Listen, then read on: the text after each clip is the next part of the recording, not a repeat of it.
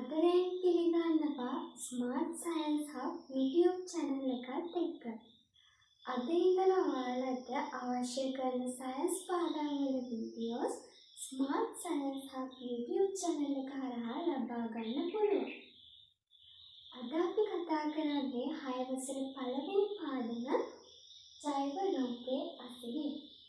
මේ පාඩමේ මුලින්ම ඉගෙන ගන්න තියෙන්නේ පරිසරය කියලා කියන්නේ මොකක්ද කියන එක ගැන.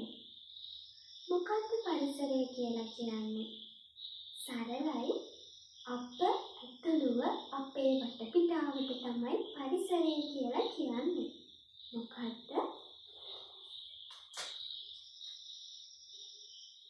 පරිසරය යනු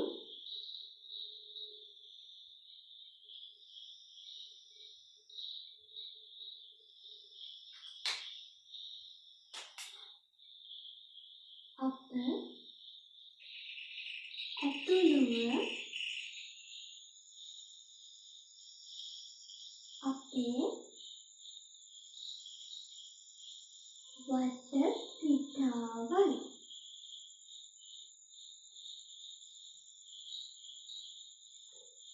මේ වෙලාවේ ඔයාලා ඉන්නේ ගෙදර නම් ගෙදරින් චුට්ටක් එළියට බහැලා අවට වටපිටාව නිරීක්ෂණය කරලා බලන්න. ඔයාට අවට තියෙන නිවාස, එතකොට ගස්වැල්, එතකොට අවට පරිසරයේ ඉන්න කුරුල්ලෝ වගේ සත්තු, මේ වගේ දේවල් නිරීක්ෂණය කරන්න පුළුවන්. ඒ විදිහට ඔයා පරිසරය නිරීක්ෂණය කරන දේවල් ප්‍රධාන වශයෙන් කොටස් දෙකකට කඩන්න පුළුවන්. ඒ තමයි ජීවීන් සහ අජීවීන් කියලා කියන්නේ. මොනවාද?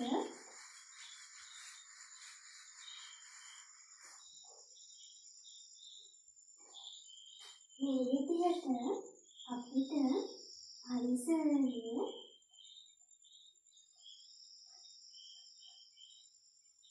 ඇතිදැන් ප්‍රධාන වශයෙන් කොටස් දෙකකට කඩා ගන්න පුළුවන් කීප.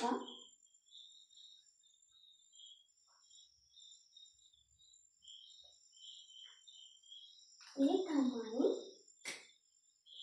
එක ජීවීන්, දෙක අජීවීන්. දැන් අපි බලමු කවුද ජීවීන් කියන්නේ කියලා සහ කවුද අජීවීන් කියලා කියන්නේ. ජීවීන් කියලා කියන්නේ පණ තියෙන වර්ධනය වන දේවල් වලට. ඒ විදිහට පණ නැති වර්ධනය වෙන්නේ නැති දේවල් වලට තමයි අජීවීන් කියලා කියන්නේ. එතකොට වර්ධනය කියලා කියන්නේ මොකක්ද කියලා අපි මුලින්ම බලමු. වර්ධනය කියලා කියන්නේ ප්‍රමාණයෙන් විශාල වීමට. මොකක්ද වර්ධනය කියලා කියන්නේ? ප්‍රමාණයෙන් විශාල වීමට. ඒ කියන්නේ උදාහරණයක් විදිහට අපි ගමු. ඔයාගේ අවුරුද්දක දෙකක වගේ ෆොටෝ එකක් සහ දැන් ඔයා අතර ලොකු වෙනසක් තියෙනවා නේද? ඒකට හේතුව තමයි ඔයා ඔයාගේ වයස යනවත් එක්කම ටික ටික ලොකු වෙලා තියෙනවා. ඔයාට පොඩි කාලේ ඇඳ ඇඳුම දැන් අඳින්න බැරි වෙන්න හේතුව ඔයා ඒ විදිහට ලොකු වෙලා තියෙන නිසා. ඒ කියන්නේ ඔයා වර්ධනය වෙලා තියෙනවා. ආන් මේ විදිහට ප්‍රමාණයෙන් විශාල වීමට තමයි වර්ධනය කියලා කියන්නේ. එතකොට දැන් අපි වර්ධනය කියන්නේ මොකක්ද කියලා දන්නවා. ජීවීන් කියලා කියන්නේ පණ ඇති වර්ධනය වන දේ. ඒ විදිහට පණ නැති වර්ධනය නොවන දෑට තමයි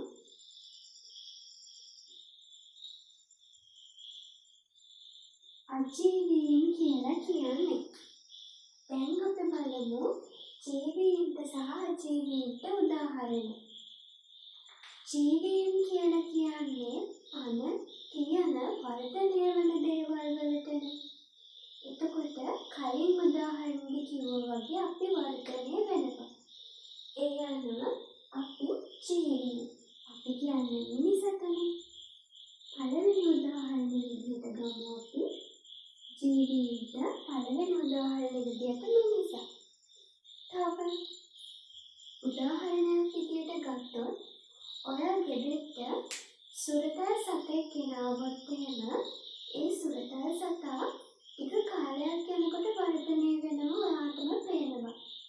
උදාහරණ විදිහට බල්ලා පූසා මේ විදිහට ජීවීන්ට ගන්න පුළුවන් මේ වගේ සත්තු. බල්ලා තවත් උදාහරණයක් දෙමු ගිරව. ඊළඟට ඔයා පැලයක් හිටගෙන තියෙනවා නම් ඒ පැලෙත් ටික ටික ලොකු වෙනවා බලා ගන්න පුළුවන් කාලයත් එක්ක.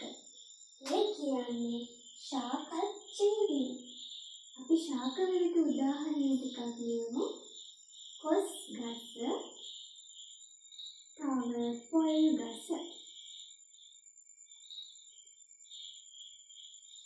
දැන් අපිට පුළුවන් ජීවීන් හඳුනගන්න. අජීවීන් පණ නැති වර්ධනය නොවන දේවල් වලට තමයි කියන්නේ අජීවීන් කියලා. ඔයාගේ බයිසිකල් එක වර්ධනය වෙනවද? නෑ නේද? ඒ වගේම ඔයා ලියන්න ගන්න පොත, පෑන, පැන්සල මේ වගේ දේවල් වර්ධනය වෙන්නේ නෑ. ඒ වගේම මිදුල තියෙන ගල මේ වගේ දේවල් වර්ධනය වෙන්නේ නැති දේවල් සහ පණ නැති දේවල්. ඒ කියන්නේ ඒ දේවල් අජීවීන්. අපි උදාහරණ ලියාගමු. 1 ගල, 2 ඔරලෝසුව, 3 පොත, 4 බයිසිකලය,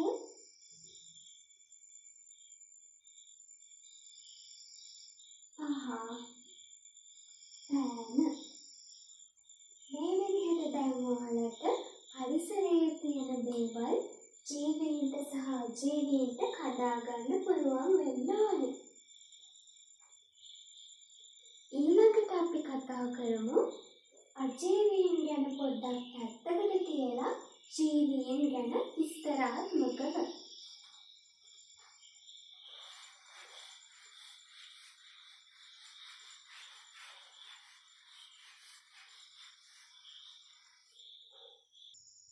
ජීවීන් ආයම කොටස් 3කට කඩන්න පුළුවන්. ජීවීන් ආයම ප්‍රධාන වශයෙන් කොටස් 3කට කඩන්න පුළුවන්.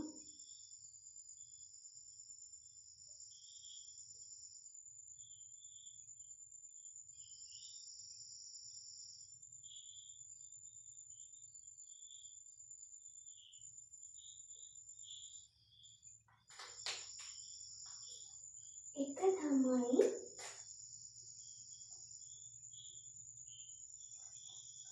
ශාක, 2 සතුන්, 3 තමයි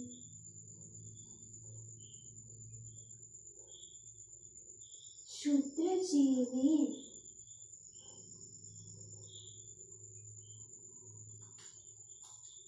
ජීවීන් ප්‍රධාන වශයෙන් කොටස් 3කට කඩන්න පුළුවන්. ඒ තමයි ශාක, සතුන් හා ශුද්‍ර ජීවීන්. ශාක කියන්නේ මොනවාද? ගස්කොළ, වැල්, පඳුරු මේ වගේ දේවල් වලටනේ ශාක කියලා කියන්නේ. ගස්, වැල්, පඳුරු මේ වගේ දේවල් වලට තමයි ශාක කියලා කියන්නේ. අපි උදාහරණ ලියමු. ශාක වලට ඉදන්න උදාහරණ ටික ශාකවලට උදාහරණ අපි දන්නවනේ. කොස් ගස, පොල් ගස, තව උණ, වද, රෝස මේ වගේ. ඊළඟට සත්තුන්ට උදාහරණ මොනවාද? සත්තුන්ට උදාහරණ ගත්තොත් එහෙනම් මිනිස කියලා කියන්නේ සතෙක්නේ. ඊට අපි ඒක පළවෙනියට බලමු. මිනිසා, ඊළඟට බල්ලා,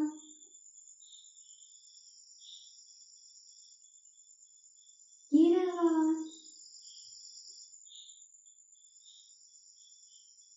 තව මොනවාද උදාහරණ?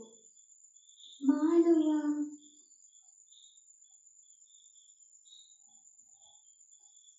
ගැදවිලා,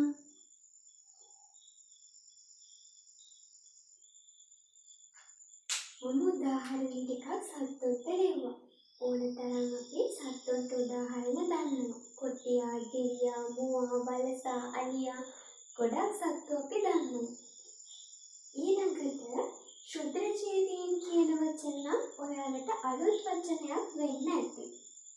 දැන් අපි බලමු ක්ෂුද්‍ර ජීවීන් කියන්නේ කවුද? ඒගොල්ලන්ට උදාහරණ මොනවාද? සහ ඒගොල්ලන්ව නිරීක්ෂණය කරන්න මොන වගේ උපකරණ වලින්ද කියලා.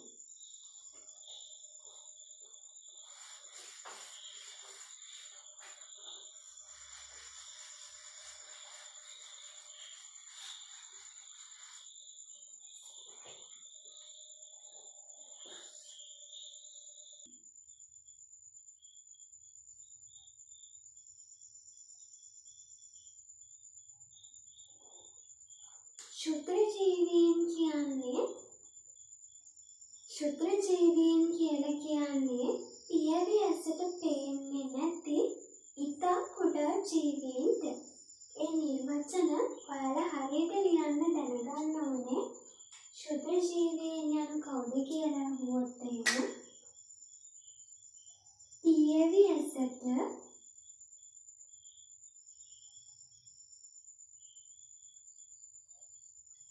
නොපෙනෙන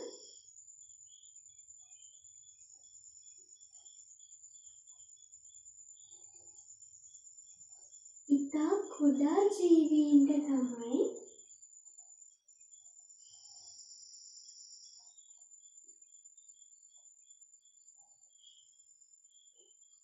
ක්ෂුද්‍ර ජීවීන් කියලා කියන්නේ.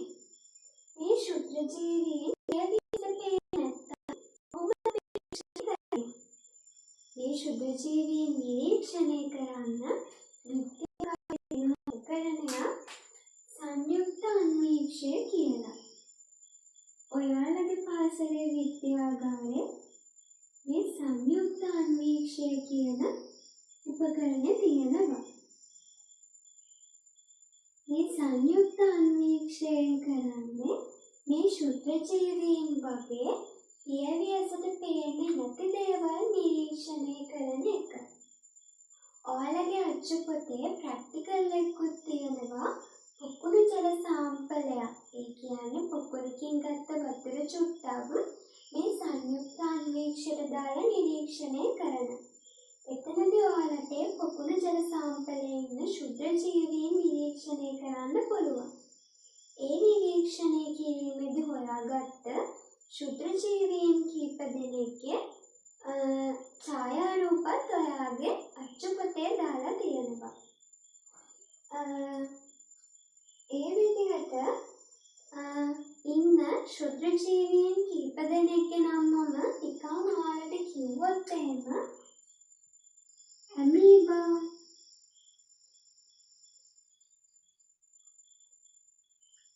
එතකොට පැරමීසියුම්,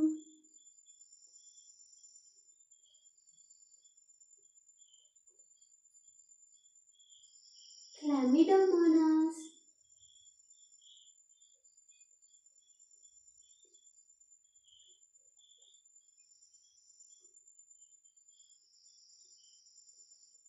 මෙන්න මේ වගේ අය ශුද්‍ර ජීවීන්ට උදාහරණ. දැන් අපි ශුද්‍ර ජීවීන් ගැන කතා කරලා ඉවරයි. ඊට අමතරව ශුද්‍ර ජීවීන් පස්සේ, වාතයේ, ජලයේ, නරක් වෙච්ච ආහාර වගේ ගොඩාක් තැන්වල ජීවත් වෙනවා අපේ පියවියසට පේන්නේ නැති වුණාට. හරි. ඊළඟට අපි කතා කරමු ජීවීන්ගේ ලක්ෂණ ගැන.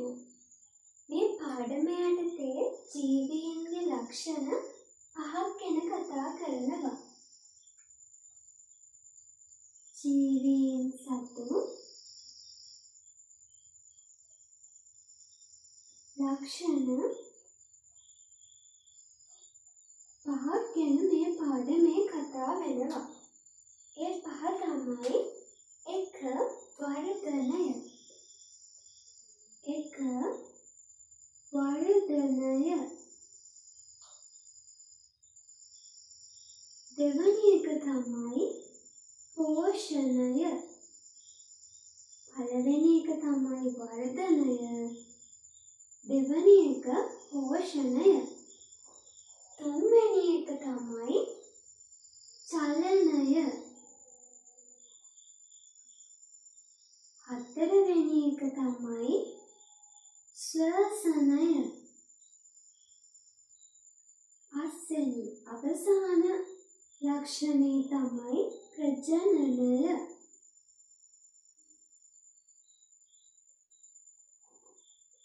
ජීවීන් සතු ලක්ෂණ 5ක් ගැන කතා කරනවා.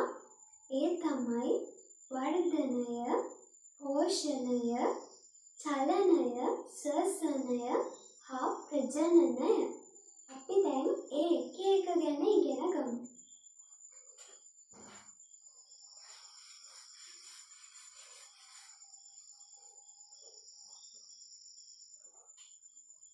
මුලින්ම වර්ධනය.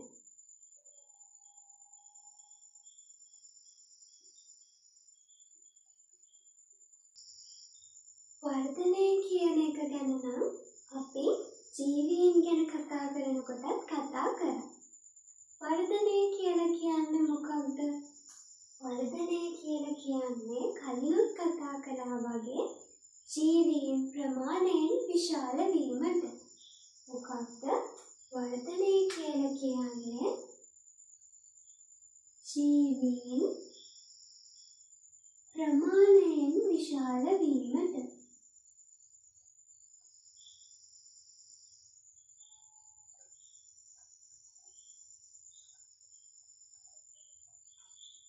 උදාහරණ විදිහට අපි කලිනුත් කතා කරා, ඔයාලා ගෙදරට සුරතල් සතෙක් අරගෙන ඇවිත් තියෙනවා නම් හරිම පොඩි කාලේ ගේනේ සුරතල් සතා ටික ටික වර්ධනය වෙනවා ඔයාට බලා ගන්න පුළුවන්. ඒ වගේම ඔයා පැලයක් හිටවලා තියෙනවා නම් ඒ පැලෙත් ටික ටික වර්ධනය වෙනවාට නිරීක්ෂණය කරන්න පුළුවන්. මේ විදිහට ජීවීන් වර්ධනය වෙනවා. උදාහරණයක් අපි චුට්ටක් අඳගමු.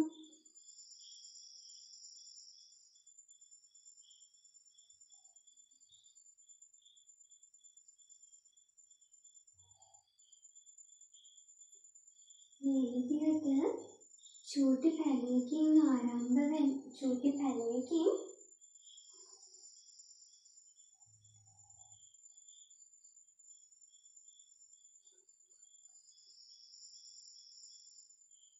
විශාල ගසක් දක්වා ඒ ශාකය වර්ධනය වෙනවා.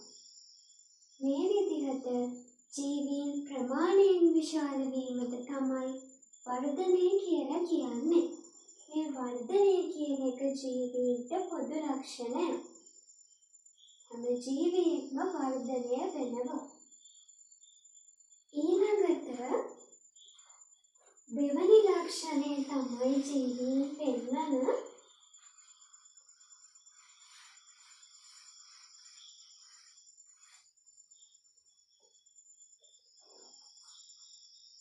පෝෂණය.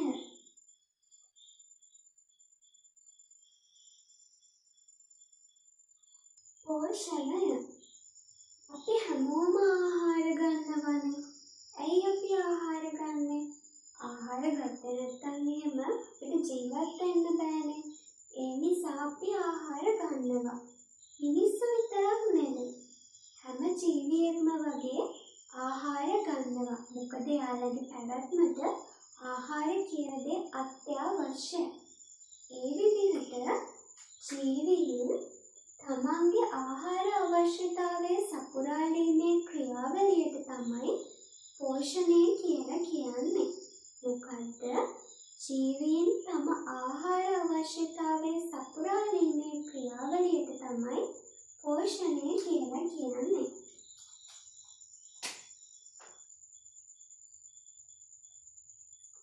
ජීවීන් තම ආහාර අවශ්‍යතාවය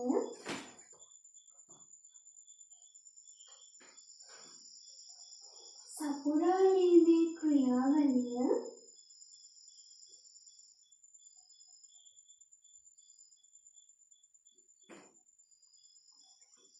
පෝෂණය ලෙස හඳුන්වනු ලබනවා. තමා විසින්ම ආහාර නිපදවන ශාක වගේ ජීවීන්ට කියනවා ස්වයංපෝෂීන් කියලා. මොකද්ද? තමා විසින්ම ආහාර නිපදව ගන්න අයට කියනවා ස්වයංපෝෂීන් කියලා. බොහොමයක් ශාක ඒ විදිහට තමා විසින්ම ආහාර නිෂ්පාදනය කරගනු ලබනවා. හැබැයි සත්තු නම් ශාක නිපදවනු ලබන ආහාර මත තමයි ඍජුව හෝ වක්‍රව යැපෙන්නේ. හරිද? එතකොට අපි මුලින්ම බලමු ශාක කොහොමද තමා විසින්ම ආහාර නිපදවගන්නේ කියලා. හරිත ශාක තමා විසින්ම ආහාර නිපදව ගන්න ක්‍රියාවලියට කියනවා ප්‍රභා සංශ්ලේෂණය කියලා. ප්‍රභා සංශ්ලේෂණය කියලා.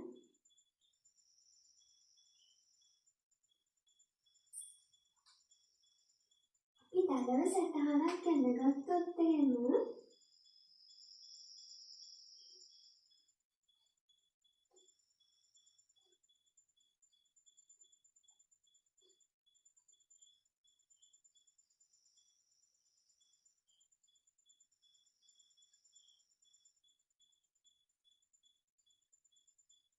අපි මෙහෙම ශාකයක් ඇඳගත්තොත් එහෙම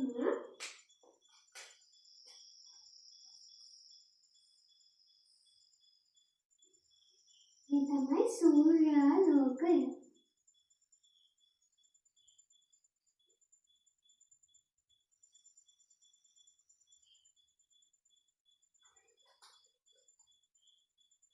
හරිත ශාකවල ඒ කියන්නේ හරිතත්වයට අඩංගු වෙන කොළ පැහැති ශාක. මේ හරිත ශාක සූර්යාලෝකයෙන් හම්බවන සූර්ය ශක්තිය භාවිතා කරලා වායුගෝලයේ තියෙනවා කාබන් ඩයොක්සයිඩ් කියන වායුව. මේ කාබන් ඩයොක්සයිඩ් කියන වායුව වායුගෝලයෙන් ලබාගෙන ඒ වගේම පසේ තියෙන ජලය මුල්මගින් අවශෝෂණය කරලා මේ සූර්ය ශක්තිය භාවිතා කරලා ආහාර නිෂ්පාදනය කරනු ලබනවා. මොකද්ද? වායුගෝලයෙන් හම්බවෙන කාබන් ඩයොක්සයිඩ් මේ ශාක ලබාගෙන පසේ තියෙන ජලය මුල්මගින් අවශෝෂණය කරලා සූර්ය ශක්තිය භාවිතයෙන් ශාක තමා විසින්ම ආහාර නිපදව ගනු ලබනවා. මේ ක්‍රියාවලියට තමයි ප්‍රභා සංශ්ලේෂණය කියලා කියන්නේ. මේ ප්‍රභා සංශ්ලේෂණ ක්‍රියාවලිය මගින් පිටවෙනවා වායුගෝලයට ඔක්සිජන් කියන වායුව. මොකද්ද? ඔක්සිජන් කියන වායුව. කාබන් කාබන් ඩයොක්සයිඩ් සංකේතවත් කරන්නේ මේ විදිහට CO2, ඔක්සිජන් සංකේතවත් කරන්නේ O2 විදිහට. එතකොට ප්‍රභා සංශ්ලේෂණය කියන්නේ ශාක වායුගෝලයේ තියෙන කාබන් ඩයොක්සයිඩ් හා පසේ තියෙන ජලය මුල්මගින් අවශෝෂණය කිරීමෙන් අනතුරුව සූර්යාලෝකයේ භාවිතා කරලා තමා විසින් ආහාර නිපදවා ගැනීමේ ක්‍රියාවලිය. එතනදී වායුගෝලයේ අතුරු ඵලයක් විදිහට ඔක්සිජන් කියන වායුව ශාක හිත කරනු ලබනවා. ඊළඟට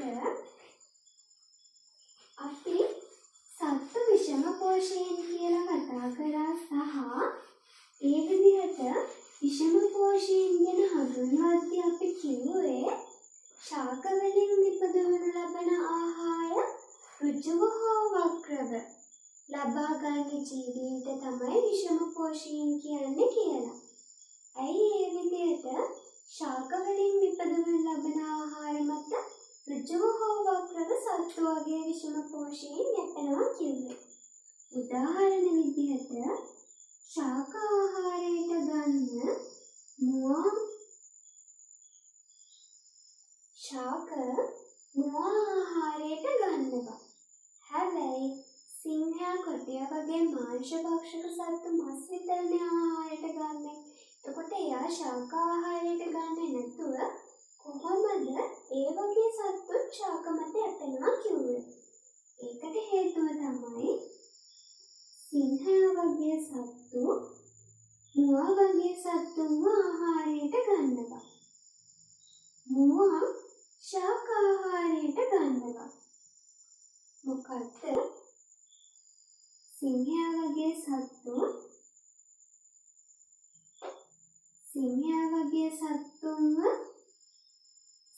වගේ සත්තු මුවාව ආහාරයට ගන්නවා.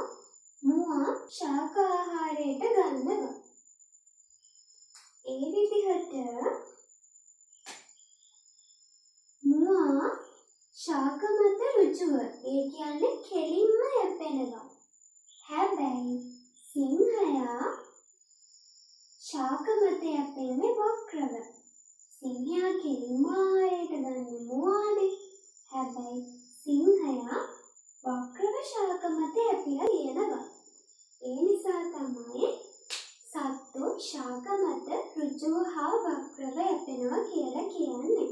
එතකොට පෝෂණය ගැනත් අපි කතා කරා. ඊළඟට කතා කරන්න තියෙන්නේ තුන්වෙනි ලක්ෂණේ චලනය ගැන. අපි චලනය ඊළඟ වීඩියෝ එකකින් කතා කරමු.